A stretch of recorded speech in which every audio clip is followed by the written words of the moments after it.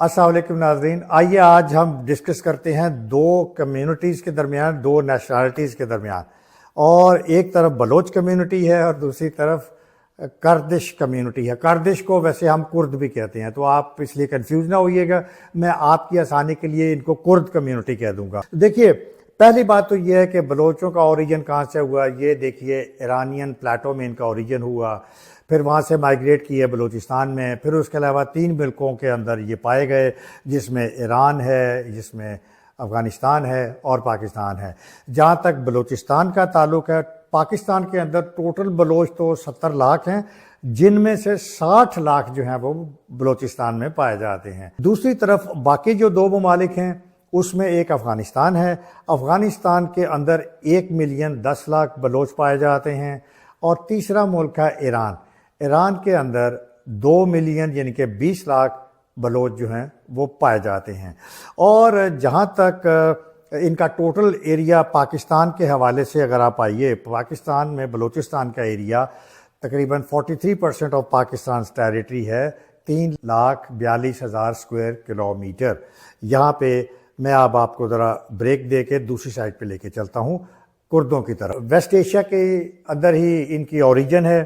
Ottoman umpire میں، سلطنت عثمانیہ میں یہ باقاعدہ ایک کہہ لیجئے ایک آٹونومس اسٹیٹ کے طور پہ ایگزسٹ کرتے تھے۔ فرسٹ ورلڈ وار کے بعد جب سلطنت عثمانیہ ٹوٹی تو جہاں پہ نئی ریاستوں کا وجود لایا گیا ویسٹ کی کانسپریسی کی وجہ سے، وہاں پہ کرد بھی ڈیوائیڈ ہو گئے ڈفرینٹ ملکوں کے اندر، اور یہ اپنے اس زمانے میں گریٹر کردستان کہتے تھے اپنے آپ کو۔ اور اب کیا ہوا ہے، فرسٹ ورلڈ وار کے بعد کرد جو ہیں وہ 4 ملکوں میں ڈیوائیڈ ہو گئے ہیں۔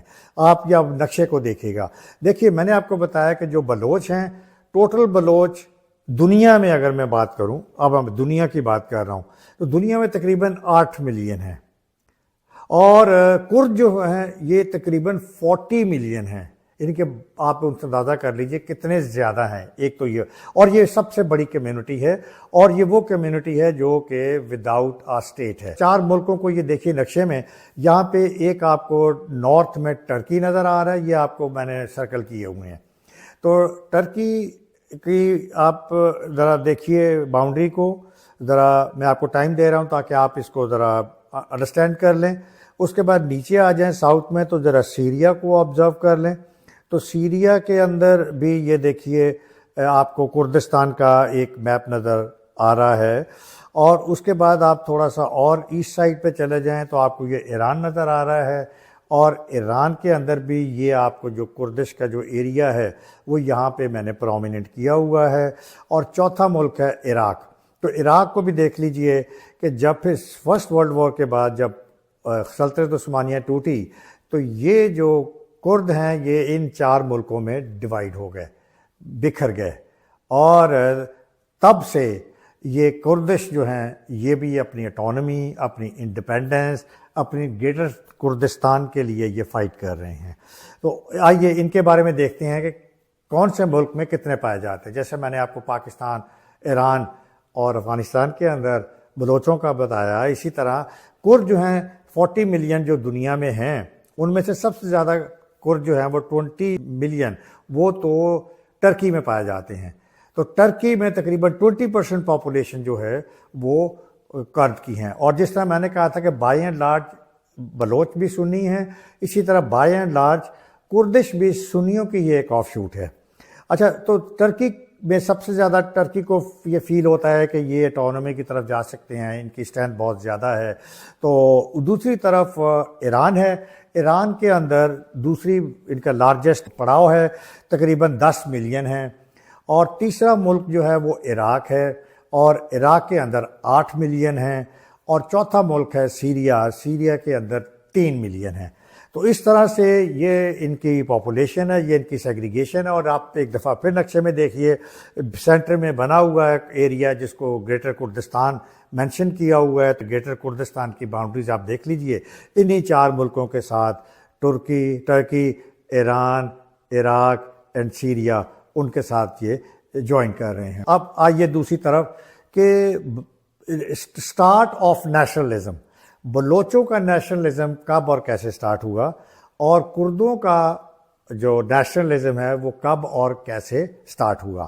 بلوچوں کا نیشنلزم تو سٹارٹ ہوتا ہے جب برٹش امپائر یہاں پہ سب کانٹیننٹ کے اندر رول کر رہا تھا، اور جب برٹش نے اپنا انٹرسٹ شو کرنا شروع کیا 1930s میں بلوچستان کے اندر، تو وہاں سے پھر بلوچستان جو بلوچ جو تھے وہ اپنی اٹانومی کو بھانپتے ہوئے کہ ان کو خطرہ ہے، اور جو سلطنت برطانیہ ہے ان کے جو ہے گریٹر ایجنڈا ہے، تو ان لوگوں نے اپنے آپ کو انسیکیور فیل کیا، تھریٹنڈ فیل کیا۔ ان کا جو نیشنلزم ہے اصل میں جو بڑھتا ہوا نظر آتا ہے وہ آتا ہے آپ کو 1947 میں، جبکہ اسٹیٹ آف کلات کا مرجر ہوا پاکستان کے ساتھ، اور اس کے بعد یہ ان کی سیکنڈ فیز آف نیشنلزم جو اسٹارٹ ہو گئی، اور وہ اس وقت کس نہج پہ ہے وہ آپ کو معلوم ہے۔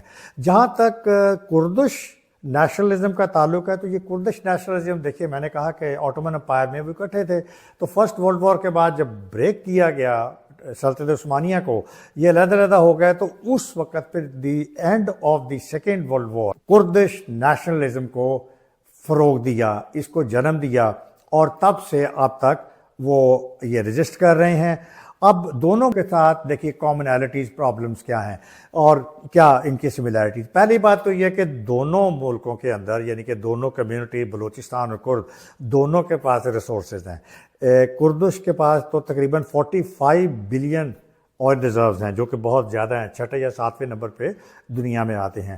پاکستان کے اندر بھی آپ کو پتہ ہے کہ گیس ہے، کرٹیکل منرل جو ہے اس کا اس وقت بات ہو رہی ہے۔ اس کے علاوہ اور جو منرلز ہیں بلوچستان کے اندر، اور آئل کے بارے آئل بھی کہا جاتا ہے، تو ایک تو ریسورس ریچ ہیں یہ دونوں، دوسرا یہ ہے کہ دونوں ماؤنٹینس ایریاز ہیں، اور کردش لوگوں کے بارے میں تو خاص طور پہ کہا جاتا ہے کہ دے لو مور دی ماؤنٹینز دین دا پیپل تو وہ پہاڑوں سے زیادہ محبت کرتے ہیں کردش کے بارے میں۔ دونوں ماؤنٹینس ایریاز ہیں، تو اس لیے ان کی جیوگرافیکلی تقریباً کچھ سملیرٹیز ہیں۔ تیسری بات یہ ہے کہ دونوں کے ساتھ جو اسٹیٹ ٹریٹمنٹ ہے، دونوں کو ان کو آئسولیٹ کیا گیا ہے، سیگریگیٹ کیا گیا ہے۔ دونوں جگہوں کے اوپر جو بلوچ ہیں ان کو اسٹیٹ ریپریشن کی گئی، ان کو بروٹل کریک ڈاؤنز کیے گئے، ان پہ ہیومن رائٹ وائلیشنز وہاں پہ کی گئیں، اور وہاں پہ اور آپ کو ڈیٹیل معلوم ہے۔ اسی طرح کردش کے ساتھ بھی یہی ہوا کہ وہاں بھی ہر اسٹیٹ نے ان کو ریپریس کیا، ان کو بروٹلی ان کو ڈیل کیا، ٹیررائز کیا۔ خاص طور پہ صدام حسین کی مساکر تو بہت مشہور ہے عراق کے اندر، اس نے تقریباً 8-10 لاکھ جو کرد تھے ان کو مارے تھے۔ اور ٹرکی تو خاص طور پہ بہت زیادہ سینسٹیو ہے، کیونکہ 20% پاپولیشن کردوں کی ہونے کی وجہ سے یہ ان کے لیے سیکیورٹی تھریٹس ہیں۔ یہ اٹانومی، یہ سارے ملک جو ہیں یہ سارے یہ اپنی اٹانومی یہ افورڈ نہیں کر سکتے کہ کرد سے علیحدہ ہو جائیں۔ گو کہ کسی حد تک سیمی اٹانومس اس وقت سیریا اور عراق میں کرد جو ہیں وہ تھوڑے سے انڈیپینڈنٹ ہیں، لیکن آن دا ہول جو ان کا بڑا آبجیکٹیو ہے گریٹر کردستان، وہ اس کی تگدو میں لگے ہوئے ہیں، اور ان کو وہی ٹریٹمنٹ مل رہی ہے۔ دونوں پہ ہیومن رائٹ وائلیشنز ہیں، دونوں پہ ان میں ایگزیکیوشنز ہیں، دونوں میں اکنامک ڈیپریویشن ہے، دونوں میں ان کی اکنامک ان کے گریوینسز ہیں، دونوں میں جابس کی پرابلمز ہیں، دونوں میں ان کو ایکول رائٹس نہیں دیے جاتے باقی کمیونٹیز کے مقابلے میں۔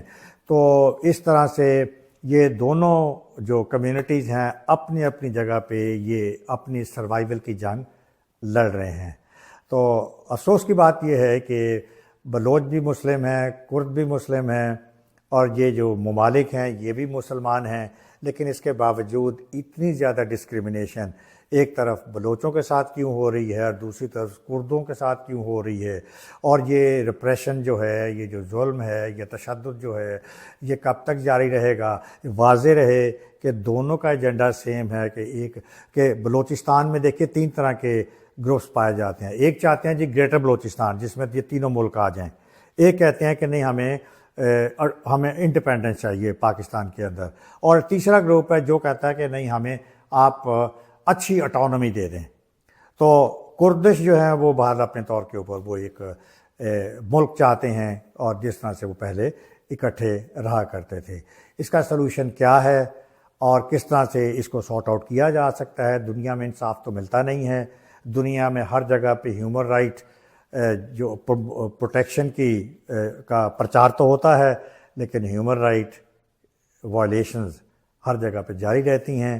ہیومینٹی جو ہے وہ اگنور کرتی ہے جہاں جہاں جس بھی کمیونٹی کو ٹارگٹ کیا جا رہا ہو، بے شک وہ پیلسٹینینز ہوں، بے شک وہ غزہ کے باسی ہوں، بے شک وہ روہنگیا مسلمز ہوں، تو اور بے شک وہ کرد ہوں یا بلوچ ہوں، انٹرنیشنل کمیونٹی جو ہے وہ ڈمب ہے اس حوالے سے، یعنی کہ خاموش ہے اور انکنسرنڈ ہے۔ اجازت دیجیے گا، اللہ حافظ۔